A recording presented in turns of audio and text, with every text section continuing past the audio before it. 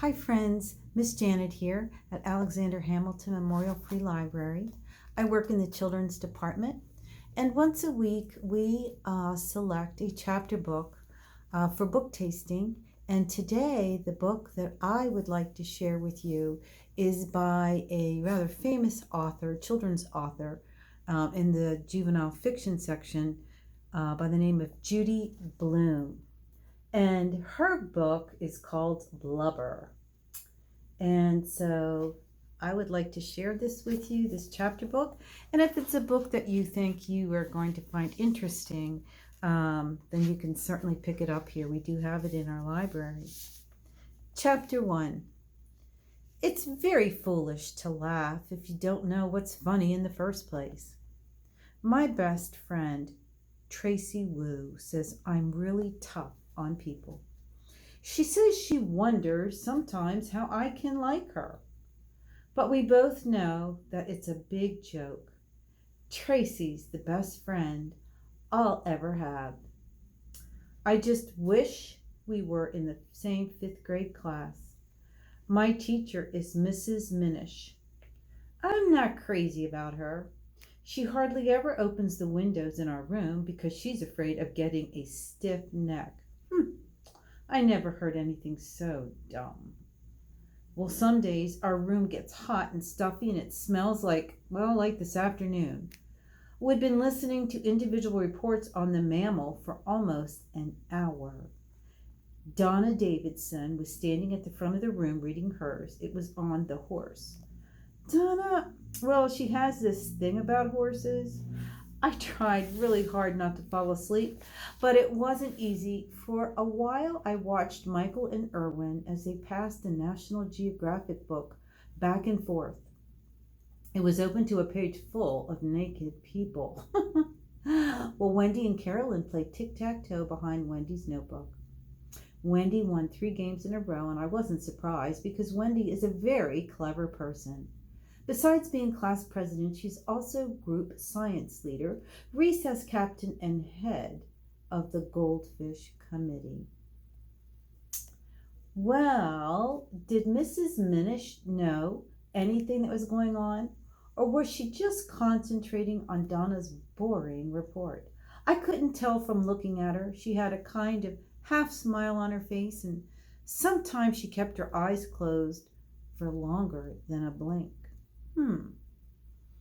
To make the time go faster, I thought about Halloween. It's just 2 days away, and I love to dress up and go trick-or-treating, but I'm definitely not going to be a dumb old witch again this year. Donna will probably be a horse. She dresses up like one every Halloween. Last year, she said when she grows up, she's going to marry a horse. She has him all picked out and everything. His name is San Salvador. Most of the time, Donna smells like a horse, but I wouldn't tell her that because she might think it's a compliment. I yawned and I wiggled around in my chair. In closing, Donna said, I would like you to remember that even though some people say horses are stupid, that is a big, fat lie. I personally happen to know some very smart horses, and that's the end of my report. Well, the whole class clapped, not because Donna's report was great, but because it was finally over. Mrs. Minish opened her eyes and said, Very nice, Donna, very nice. Well, earlier when I had finished my report on the lion, Mrs. Minish said the same thing to me. Very nice, Jill, just like that. Now, I couldn't be sure if she really meant it because my report wasn't as dull as Donna's, but it wasn't as long either. Maybe the longer you talk, the better grade you get. That wouldn't be fair, though. Either way, I'm glad Mrs. Minish calls on us alphabetically and that my last name is Brenner. I come right after Bruce Bonaventura. Mrs. Minish cleared her throat. Linda Fisher?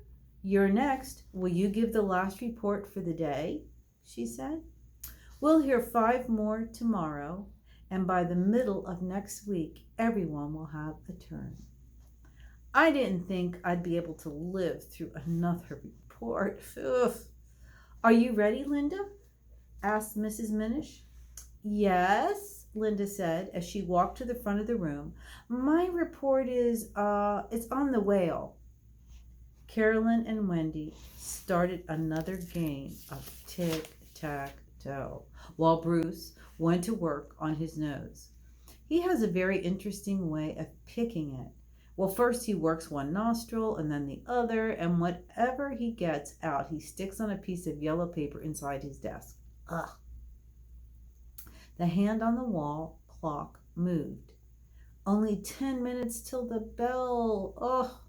I took a piece of paper out of my desk to keep a record of how many times Linda said, and while she gave her report. So far, I counted 7. Linda's head is shaped like a potato, and she sits right on her shoulders, as if she hasn't gotten any neck. She's also the pudgiest girl in our class, but not in our grade. Ruth Ellen Stark and Elizabeth Ryan are about 10 times fatter than Linda, but even they can't compare to Bruce. If we had a school fat contest, he would definitely win. He's a regular butterball. Blubber is a thick layer of fat that lies under the skin and over the muscles of whales, Linda said, and it protects them and keeps them warm even in cold water. Blubber is very important. Removing the blubber from a whale is a job done by men called flensers. They peel off the blubber with long knives and they cut it into strips. Linda held up a picture. This is what blubber looks like, she said. Well, Wendy passed a note to Carolyn. Carolyn read it, then turned around in her seat and passed it to me. I unfolded it. It said, Blubber is a good name for her. I smiled, not because I thought the note was funny, but because Wendy was watching me. When she turned away, I crumpled it up and left it in the corner of my desk. The next thing I knew, Robbie Winters, who sits next to me, reached out and he grabbed it. Linda kept talking, and whale oil is obtained by heating the blubber of a whale. European margarine companies are the chief users of whale oil, and it goes into glycerin and some laundry soaps and has other minor uses. Sometimes Eskimos and Japanese eat blubber, blah, blah, blah. Well, when Linda said that, Wendy laughed out loud, and once she started, she couldn't stop. Probably the reason she got the hiccups was because she laughed too hard. They were very loud hiccups, the kind you can't do anything about. But we're going to stop there, my friends. And if you think that this is a book that you would enjoy reading, again, the name of the book is called Blubber, and it's by Judy Blume. And it can be found in our Juvenile Fiction Center section at the Alexander Hamilton Memorial Free Library. Thank you for allowing me to share this with you. And until next time, bye-bye.